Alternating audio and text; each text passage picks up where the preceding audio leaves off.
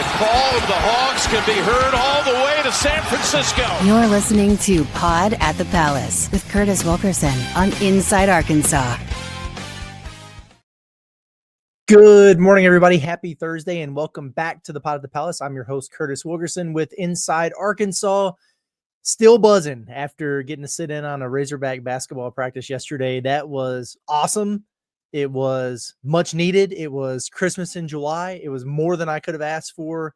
And man, I'm just glad we were able to get to do it. It sounds like, according to John Calipari, he teased us a little bit. He might actually bring us back out in September to see these guys again. So good stuff. I have no complaints from that standpoint, man. Lots of takeaways, lots of fascinating quotes, lots of content coming your way. Really a lot that came out of this, which is perfect.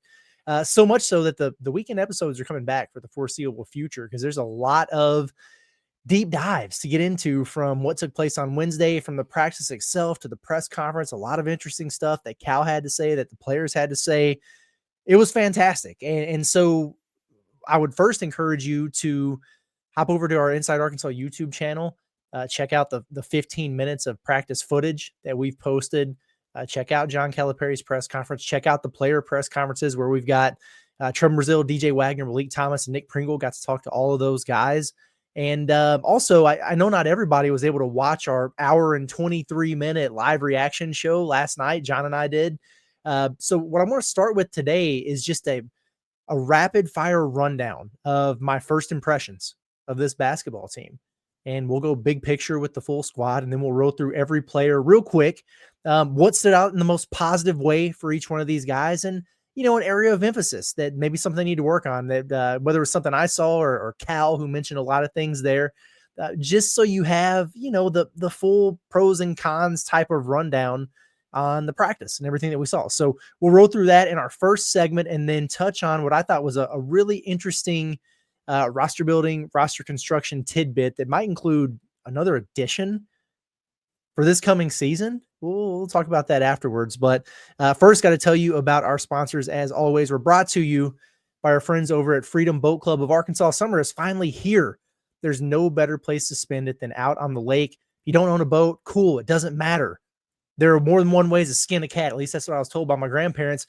Freedom Boat Club of Arkansas is a way to skin said cat. Freedom Boat Club gives you access to the boats without the commitment. This is boating that fits your lifestyle. It's fun, flexible, and stress-free. They take care of the boat so you can simply enjoy the moment from Cape Cod to the California coast.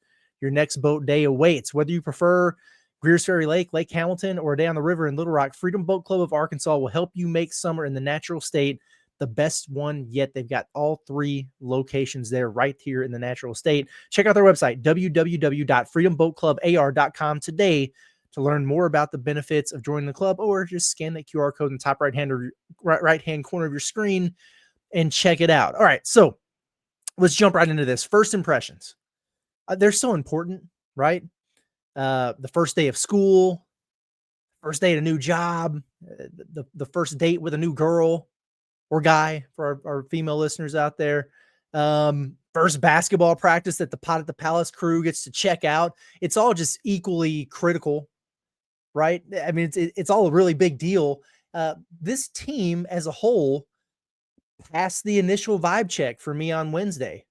You guys know how I am about the vibe checks. It tells the story of the NCAA tournament games. We know the day before how it's going to go based on our feel at practice. And I thought they passed it. If they didn't, I'd tell you. You guys know that. I'm honest about these kind of things. I was actually really, really happy with how much live action stuff that they did, as opposed to your typical summer workouts, which frankly, it's just a lot of, you know, boring but necessary, just individual drills. It's skill development. It's breakdown stuff. Wasn't a whole lot of that. They got after it pretty good. I thought the energy was really good. I thought the guys had a good balance of being loose with being locked in and getting plenty of work done. You know, saw Malik Ewan at one point. He was kind of fighting back laughter because, you know, Cal was explaining something. He was like, "Your man is hot." And Ewan got a kick out of that. Amir Brown was cracking jokes at some of the guys in the downtime. He was chopping it up with Chin Coleman over there on the side. Darius Acuff, who struggled in the early portions of practice. He was laughing. He was chirping at some of the guys while they were doing defensive slides when it wasn't his turn to go. It was just some funny things in there. It just kind of give you a sense of, the camaraderie that these guys have. They're messing with each other, they're joking, they're laughing. It's loose, it's light in there. But when Cal stopped him and when he was coaching, they shut up and they paid attention, and then they did what he said, which is exactly what you're looking for. When he got on guys, I didn't see any, heads dropping or body language dipping. He talked, they listened, they corrected the action, and you move on to the next thing. And Cal was really coaching him out there. He was the only coach, whose voice we really heard, with a few exceptions. Chin Coleman was pretty loud when they were doing some conditioning stuff, but I just get a different, type of feel with Cal this year. You can just tell, his demeanor, not only that he's more comfortable in his second season here at Arkansas, but he has a much better sense, I think, of, his team and just what he has with this group. He said it himself. The first year when you go to a new place, it's really, really hard. Second year, still hard, but it's easier. He knows his way around campus now. He knows people. He knows who to ask when he needs something. Knows where to go when he wants to get his coffee. I mean, all that stuff matters. We take it for granted because these guys get paid a bunch of money. It's part of the job, whatever, but it's a huge adjustment. And he's made that now. He has 45% of his scoring back. Familiarity, continuity, whether it's with your surroundings, with where you're at, with the facilities, with the administration, or just with your damn team, it's very important. So I like it. I felt good about it. The team itself, very, very athletic group. I think that really pops off the page when you watch them. When they get Paolo and Elmer on campus, it's going to be crazy the amount of length and height that they have too. I was just looking at them out there today, and I still don't know who the tallest player on the team is. Malik Ewan, Nick Pringle, Trevin Brazil. I mean, they're all right in that 6'10" range. And there were different times throughout the day where I'd look at one of them and be like, oh yeah, he's probably the tallest. And then Nick Pringle would walk up. Like, oh no, it's probably him. Then Trevin would walk by. Oh, it's probably him. All those guys are tall, but hell, Paolo's 7'2". And if he's not really 7'2", I'd imagine he's about 7 foot when they bring him in here. Same thing with Elmer. He's listed at 7 foot or 7'1", whatever. I'm sure he's 6'11 plus. This is going to be a tall team. And just the guys that they had out there today, big, physical, athletic. They looked the part. Hopefully they're not the all airport team, but when they get off the plane, people are going to look at them and go, oh, these guys are serious. Where are they from? That kind of deal. The all layup line team, they're out there in warm-ups, and you see how big they are, how athletic they look, and you go, dang, these guys are serious business. So I tell you what, I'll be shocked if this group gets bullied in the paint the way they did at times last year. And, Nick Pringle, Malik Ewan, those guys are a really big part of that. But just the other guys who have gotten bigger, gotten stronger, like Trevin Brazil's a big dude now. And Billy Richmond is a tough, mean son of a gun. Carter Knox, strong, physical guy. DJ Wagner, big, powerful guard. Darius Acuff does not look like a freshman. The dude's jacked. Buff stepdaddy arms, as our friend on Twitter liked to say. It's a strong-looking team. I also think they're more skilled than they were a season ago. And what I mean by that is last year, honestly, we can be transparent here. Once Boogie went down, who could just get the ball and really go get you a bucket when you need it? Just get the ball at the top of the key. Hey, clear out, get out of my way. I got this, and go get you a bucket. There wasn't a whole lot of, the answer is nobody could do it consistently. There wasn't a whole lot of creation off the bounce and shot creation there. Nelly had a little bit of it, but he was pretty shaky with the ball in his hands. DJ get downhill, but as far as breaking his man down and stuff and the efficiency, it left a lot to be desired. And going into this season, Malik Thomas, Darius Acuff, Malik Ewan as a forward, those guys are good for it.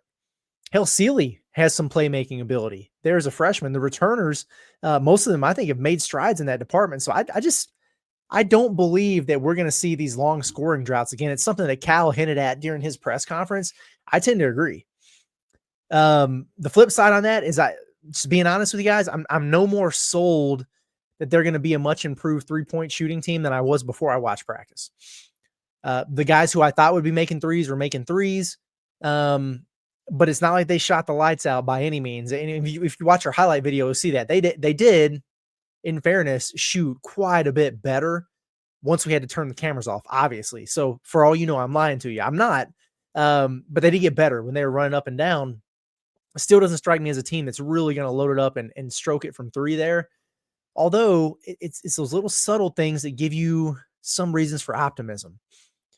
Like one of your big men who we weren't expecting to be shooting threes, who I think should. One of your returners who didn't shoot threes well at all last year, who was knocking them down in practice on Wednesday. So we'll get into that. But there's some reasons for a little bit of optimism.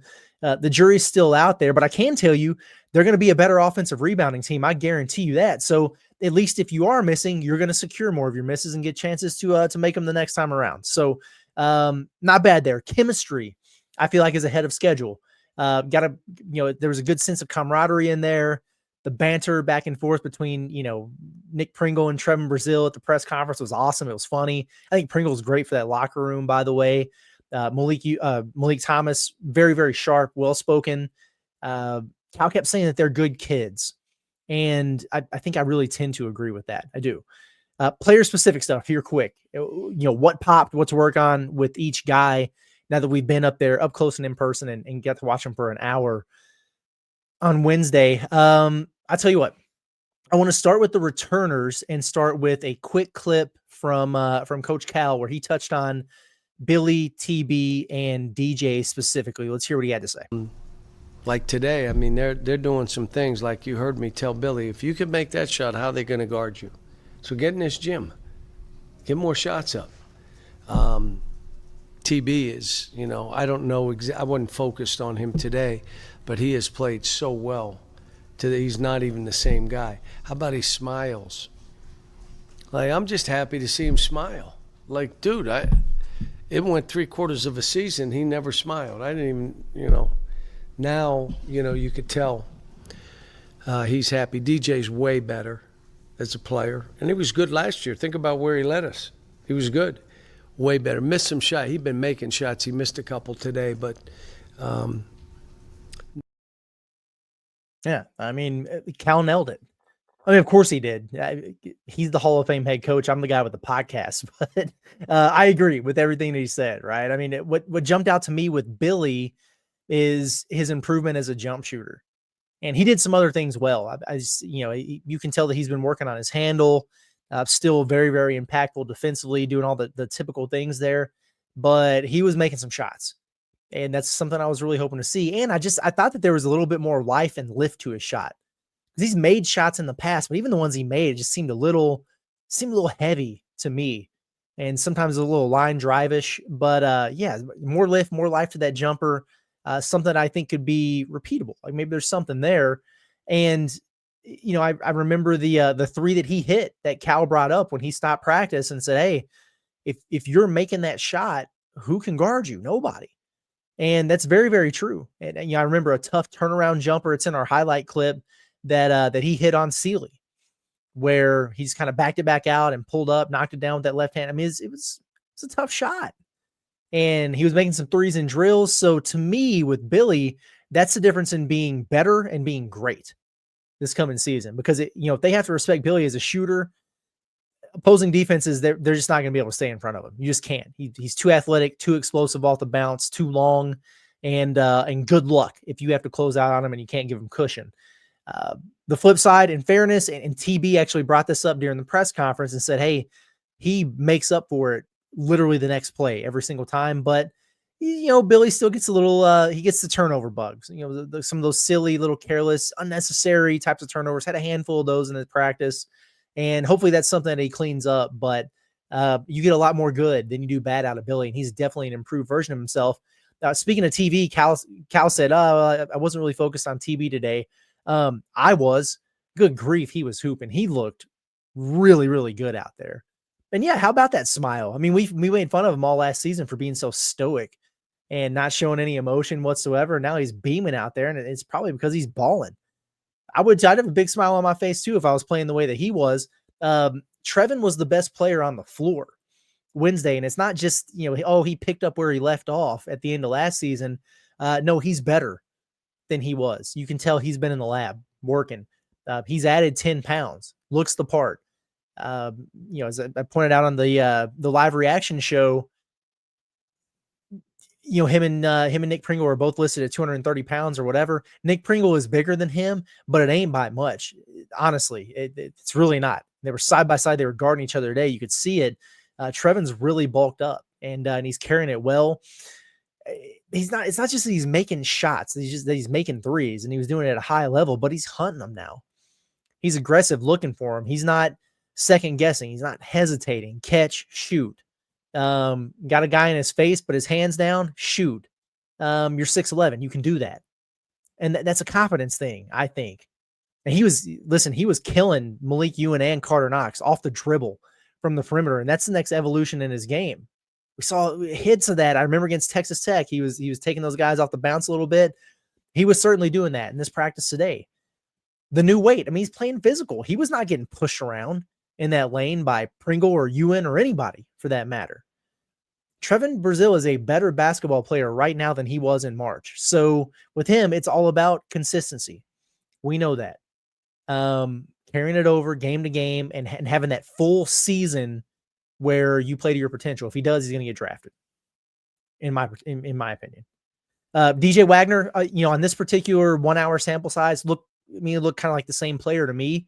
Of course, Cal, who is there every day, and I was there for 1 hour, said that he's gotten a lot better and he's been knocking down shots. That's the big thing. And he did hit a few on Wednesday. He did. Just not a lot that really, really jumped out to me with DJ. Maybe it's because we just watched him so much. But yeah, I will say I thought he looked like he might be a bit more explosive off the bounce. Maybe he has a little bit more burst there. Could be because he's not playing 35 minutes a night right now, and he has his legs underneath him. So that helps with the explosiveness right there. He was getting after guys defensively. Did really notice his voice out there. Loud, communicating, leadership, just operating as a floor general. Those are all good things. I hope that we see that improved shot that Cal mentioned throughout the course of the season.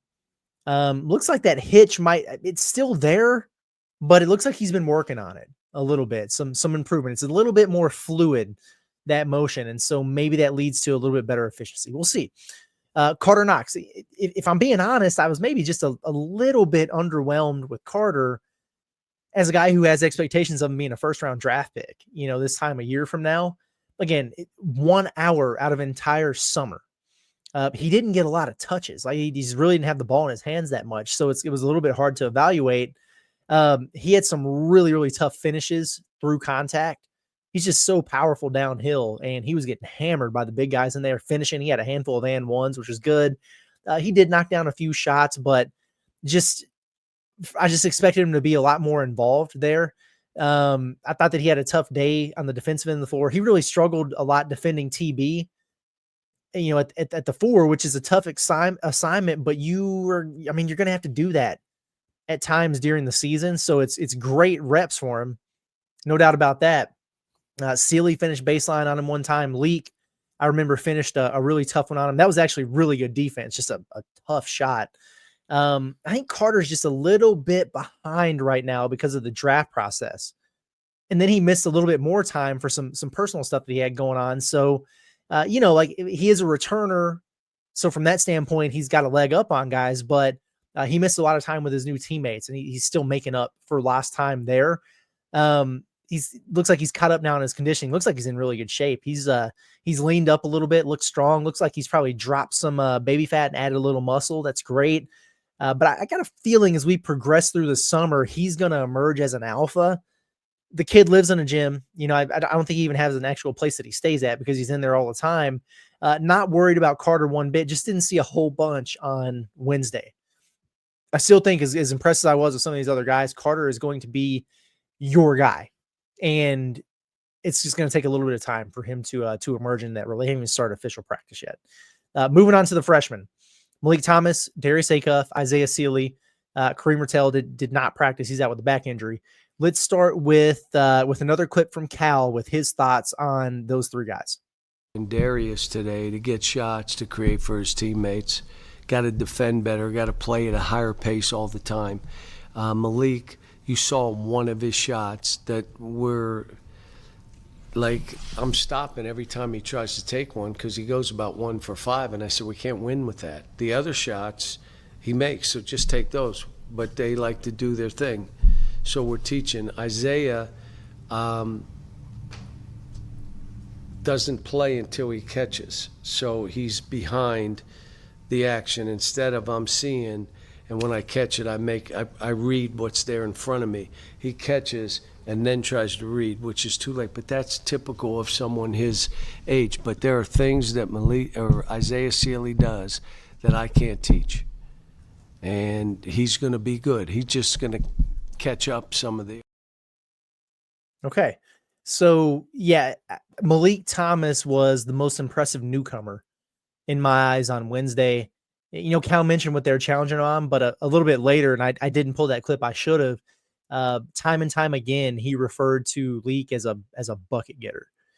And I think it's just a great way to describe him. Where he popped was when they started running 4-on-4 full court, and he had room to work with, and he was playing at a faster pace and playing in space.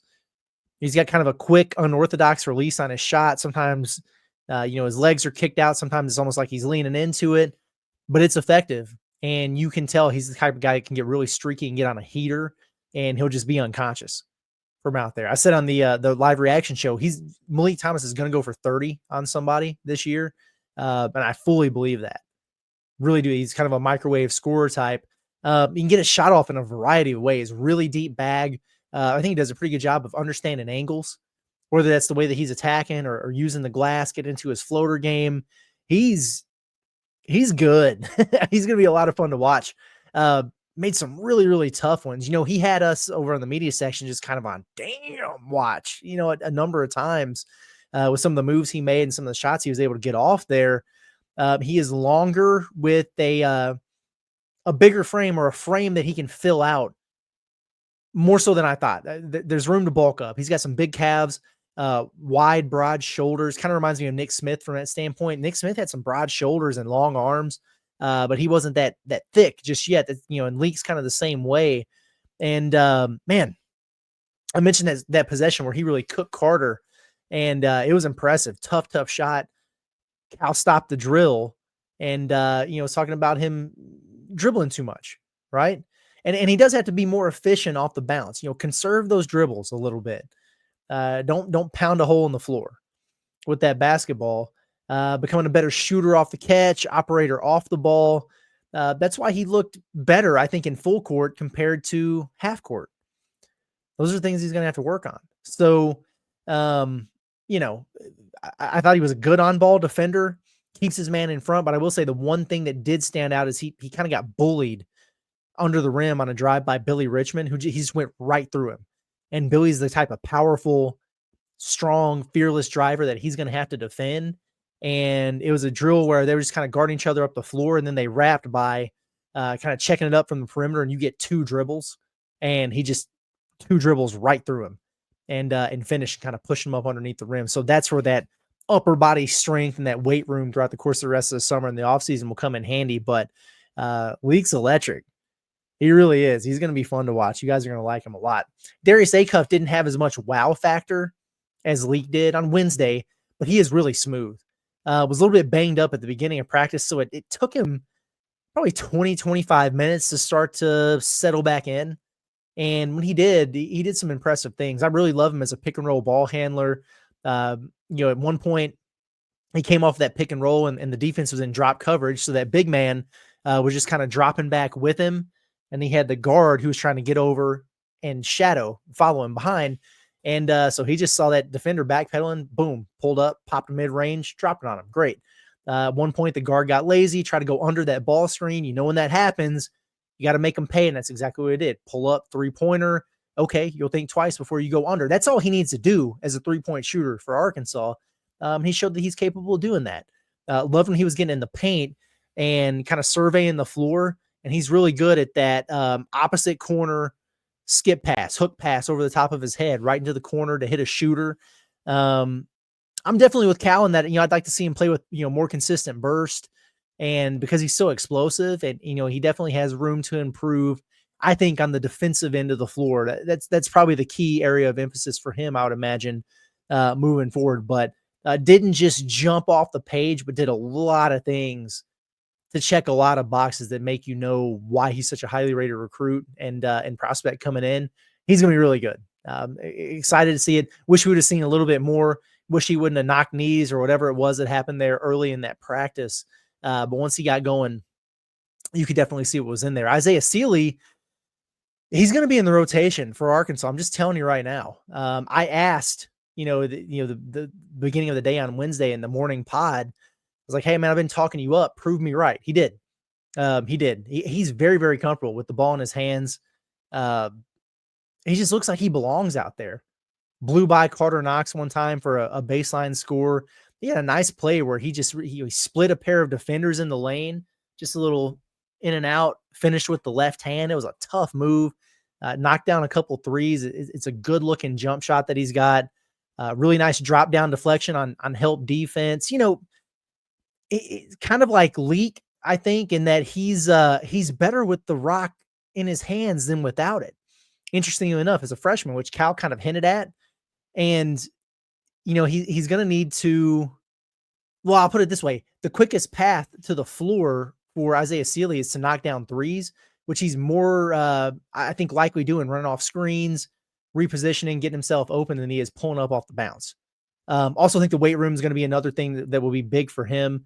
Not a bad defender by any means, but it's the same deal as with Leak there. I just think he needs more upper body strength to really be able to hold up throughout the course of a full season in the SEC. And that's what you're working on throughout the course of the summer.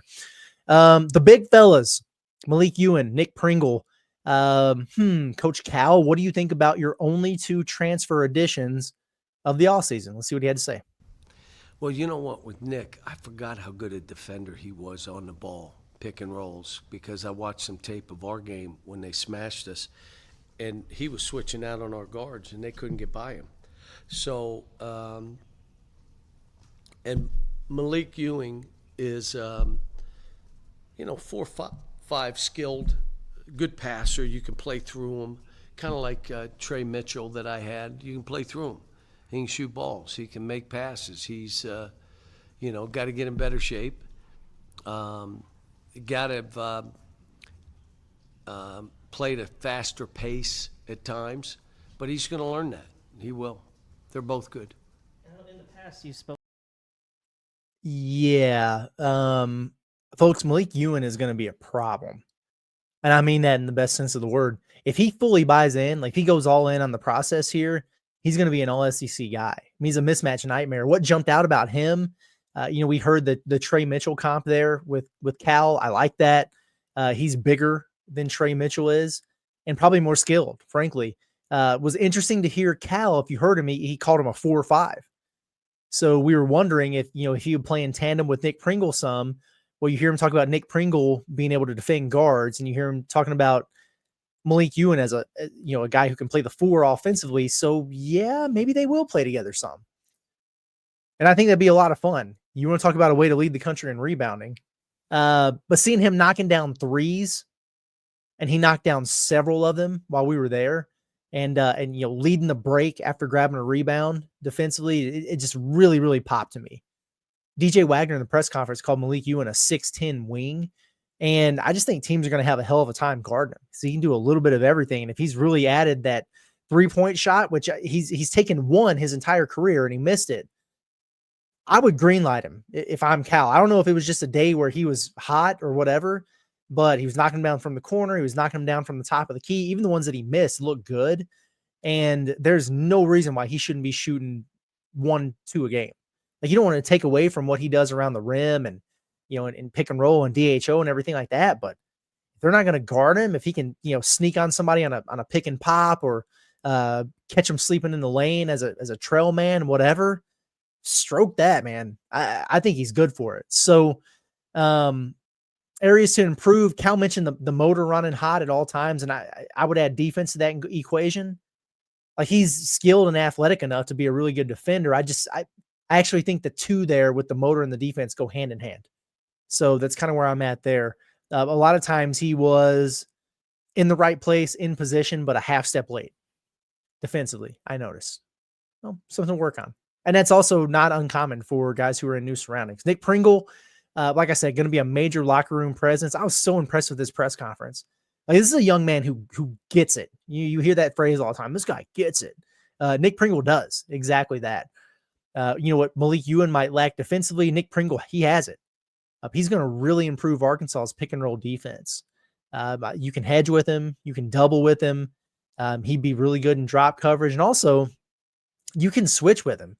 They tried to switch with Jonas and Big Z last year to no avail. It didn't work. But they'll be able to do that with Pringle. So, the trade-off right now is offense. He's a tip dunker, a dump-off guy, a lob threat with in pick and roll, which is just fine.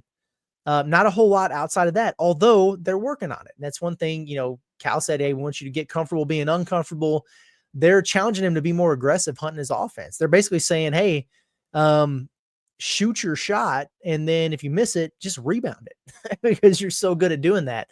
I actually did see him make a couple threes, which I didn't anticipate that being the case. Just in drill. I don't know if I saw him do it in live action, but just some of the like the full court drills they were doing.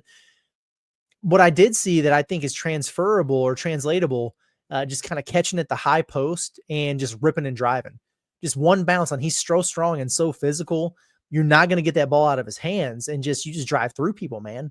Nobody takes charges nowadays, so just put it on the deck, one dribble, and go finish it. He did that a number of times. I think that's something that he could potentially add to his game there. Now, if he could mix in, hey, if they do help over on you or whatever, and then all of a sudden you can drop off a nice little dump off pass to TB or whoever for a dunk. All right, well, then maybe we're cooking with grease at that point. So, I tell you what, I like the tandem that Arkansas has here with Malik Ewan and Nick Pringle, or even the trifecta, I should say, with Trevin Brazil. That three-man crew right there looks really, really good. And I'm excited to see what they're going to do throughout the course of this season. I think it could be something pretty fun, pretty special. Hey, today's episode of the Pod of the Palace is also brought to you by Hickey and Hull Law. Divorce and custody cases are too important to try and face alone. Let Hickey and Hull Law provide you with persistent and diligent representation to help guide you through the entire process. They've handled thousands of these family law cases, and they've experienced nearly every scenario that may come up. The foundation of a strong attorney-client relationship is honesty and trust, and Hickey and Hull Law prides themselves on building relationships with their clients by providing honest, principled advice and representation. They push the case forward for their clients, advocating for them in a diligent and consistent manner from start to finish. Hickey and Hull Law have offices across the state of Arkansas in Fayetteville, Fort Smith, Little Rock, and Mena. You can call them today, 479-434-2414. Check out their website. Visit hickeyandhull.com, or scan the QR code in the top right-hand corner of your screen. Hickey and Hull Law, things are about to get better. All right, final segment here of the Pod at the Palace. A little bit of a longer show. We got a lot going on today. We've got a ton of content coming your way, by the way. So be on the lookout for that. There's just a lot to unpack here, and that's a good thing. So this will keep us occupied until fall camp, I think. We're talking about instant reactions from the players and the practice and everything like that, not so much about everything that was said. And we had like an hour and 20 minutes worth of press conferences, which was awesome. There were a lot of really good nuggets in there. But, we've talked on and on and on and on about John Calipari and his roster building. Will they be deeper? Is he done adding? Who can help? What are the expectations for these new guys? So on, so forth. What the rotation? Well, he elaborated on that Wednesday, and he also threw out just I thought, surprising little nugget that I want to share with you guys and react to. So it's about a 2-minute clip, so bear with me here with some really good stuff I thought from Coach Cal. Let me clarify what he was saying. I came here saying I want 8 or 9 guys because of NIL. I can't pay 12. Okay. Second thing, why else did I only want 8 or 9? So I'm coaching these last 3 for the next guy? No, you coach them yourself. I'm not coaching them. And then all of a sudden, all my friends said, you're going to have an injury and you're going to be stuck. And they were right. So we had injuries. We were down to 5 guys, and I'm thinking, did I do the right thing? We're at 10 right now with 11, and we got a couple more that my thought was maybe we need 3 or 4 coming back because of rev share, that we got to have 3 or 4 that are already in the program coming back, because how many are you going to really be able to sign? So I'm kind of like, this is so new that now I'm like, let's have 8 or 9, 8 or 7 that we know, but you have other players in. We're developing. I'm going to go see a player this weekend that I may take with the idea that he's going to be here a few years. So I may do that. And normally I'm like, if you want to be in school 4 years, there's plenty of places to go. I'm just not one of them. You know, and I remember telling Tyler Eulis, if you think you're going to be a 4-year point guard, don't come here. And he said, where do I sign? He just wanted someone to believe in him, that because he was 5'8" and 140 pounds. And in the second year, he's drafted in the NBA and had a heck of a run at the lightest player I think ever drafted. So when you say that, yes, I started that way. Now I'm thinking I need to stretch this out a little bit. We probably need more guys. I don't think you need 15. Too many. You know, I have enough trouble remembering names when I got 10. So. So, okay, first of all, it's sounding to me like they're going to have almost like a full developmental wing of the roster here moving forward. Just kind of having eyes on heavy retention with the new revenue sharing stuff in play. I think I like that. I'm all good with that. Like, like you said, you have your 8 to 9 dudes who but then you also have a bunch of insurance policies who aren't going to have poopy face and lemon booty because they're not playing right away because they understand the assignment. Hey, I know I'm coming here. I'm going to work. I'm going to learn from these guys. I'm going to get better in practice every day. I'm going to develop, and my time to shine is going to be in the future. But they're capable of contributing if called on. It's one thing last year to have 8 or 9 guys, and that's it. And then somebody gets hurt, and you're up the creek, no paddle. Well, with the way they're building this now, you might still have the 8, 9 guys that you really want to roll with. But if somebody goes down, if you start going through the attrition here and the minutes are getting crazy, or you got multiple injuries at one position or whatever, you kind of got your reserve. You got your AAA team, right? Where you can call somebody up to pinch hit. So I think I like this. I do. And it was interesting. You kind of heard the hint there. I think, he said, we have a couple more, right? He said, we've got, 10, 11, and we've got a couple more. The couple more would be Palosamito, Elmer Zaffich, who aren't on campus just yet. You got to remember, like, summer, you have to be enrolled. So like the summer 2 classes started last week, and these guys committed like 2 weeks ago. So it was going to really be a stretch to get them all situated with all their paperwork. Elmer, he might have, visa stuff that he's got to get through, transcripts get sent, enrollment, got to get approved. All those things have to happen to get you in classes. You can't just come here and practice if you're not enrolled in class. So they're not here just yet. Maybe they'll be here in a couple of weeks. Maybe it'll be at the start of the fall semester. Trying to get some clarification on that. We couldn't really ask Cal about it because they haven't officially been announced, which indicates that they're not officially like they're committed and everything, but like the letter of intent and all that stuff hasn't been put through to where Cal can talk about them without breaking a rule. And that's why we didn't ask about him. But then he just casually announces he's going to go visit a kid this weekend that it sounds like he intends to add to the roster. So I guess we're on commit watch this weekend, right? We've been wondering, was Aiden Kelly, he's on the roster now. Is he the last piece? Are they going to try to add somebody else? Well, I guess we'll have our eyes and ears peeled for what might be to come here. The way he talked about it suggests that this will not be a transfer to me. Potentially a high school senior who's unsigned or a reclass candidate. Maybe could see that. I could also see another international addition being a possibility here. Arkansas did have staff out at the FIBA World Cup in Switzerland. We've talked about it. Lots of international teams out there with really talented players, all under 19 years old, so guys who would come in and be freshmen right away. So maybe that route. My thinking here is that we're probably looking at a guard. They just took 2 developmental bigs, right? So they really add a third? I don't think so. They really only have 3 true guards on the roster. I know that like Billy and Carter and Isaiah, they're wings who can play guard. I understand all that, but like 3 true guards. in Acuff, DJ, and Leak. So, and if he's already declaring this, someone who will be in school for a few years, it sounds to me like there's a physical limitation at play that would keep them from, being a one and done, even if they popped. So I'm guessing that probably rules out tall or long wings and forwards.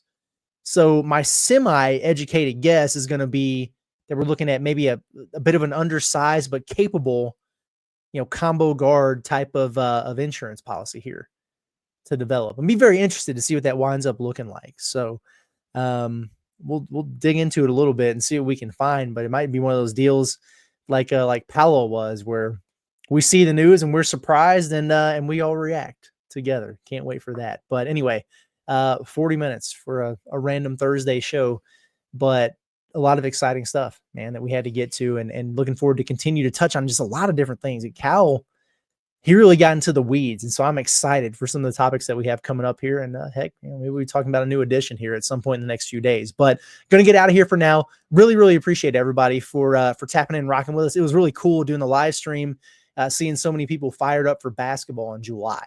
Fall football camp is right around the corner, and people were tapped in on some summer hoops. I thought that was very, very cool. So thank you guys for that. Again, if you just found us because of all this stuff that was going on the last couple of days, subscribe to that Inside Arkansas YouTube page. I'm telling you, you're missing out if you're not doing that. We've got the Pod at the Palace's basketball content every morning at 6 a.m. We had 15 minutes of live practice footage. We had an hour and a half live reaction show talking about this. Just did another 40-minute pod right here. The press conferences are uploaded there. Inside Arkansas Live, 12 to 1:30 every single day throughout the course of the week. We're live and we're talking about different things, and we're engaging with the chat. The Bombastic Baseball Podcast with Andrew Ellis, the baseball portal is still fired up, and he's talking about it every day. We got a lot going on. We're excited about it. And if you're one of those people that just can't get enough Razorback content, we're going to push you to your limits by providing as much as we possibly can. So give us a shot. And if you do, I think you'll stick around. And if you don't, well, you're not out anything because it's free. So there you have it. But I'm out of here. We'll see you guys tomorrow morning. Hope everybody has a good day. And hope you had a good night's sleep after you got to check out some Razorback basketball. Christmas in July. Gotta love it. See you guys in the morning.